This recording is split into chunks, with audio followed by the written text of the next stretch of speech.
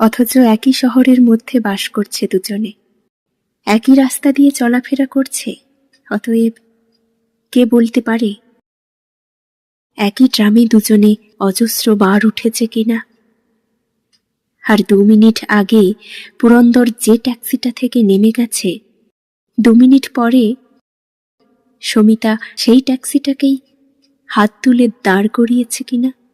আরো অনেক সম্ভব এবং অসম্ভব সম্ভাবনার মুহূর্ত ঝরে ঝরে গেছে।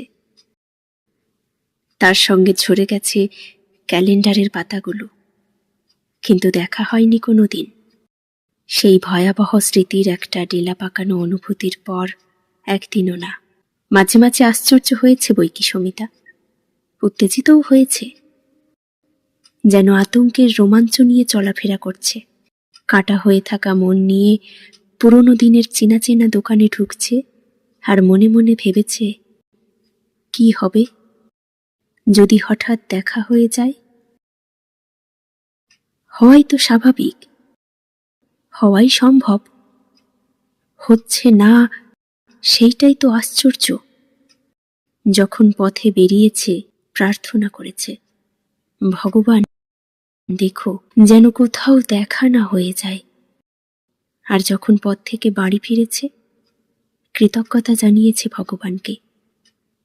ভাগ্যিস কোথাও দেখা হয়ে যায়নি। তবু দেখা হলো না দেখে আশ্চর্য হয়েছে। মোট কথা, হঠাৎ কোথাও দেখা হয়ে যেতে পারে এই চিন্তাটা সমিতাকে তার নতুন জীবনের মধ্যেও সুস্থির হতে দেয়নি কোনোদিন। যদিও দেখার আভাস মাত্রও দেখা দেয়নি কোনোদিন। অবশ্যই এই আতঙ্ক, এই আশঙ্কা আর এই বিস্ময় সবই সমিতার। পুরন্দরের মনের কথা ধরা যায় না। পুরন্দর বড় বেশি চাপা। বলতে গেলে ওই দোষেই পুরন্দর তার অমন রূপে গুণে আলু করা স্ত্রীটিকে হারিয়েছে। যদি পুরন্দর খোলামেলা হতো, যদি তার সুখ দুঃখের সব কথা স্ত্রীকে বলে হালকা হতো, হয়তো হাতছাড়া হয়ে যেত না স্ত্রী। কিন্তু পুরন্দর চাপা স্বভাবের।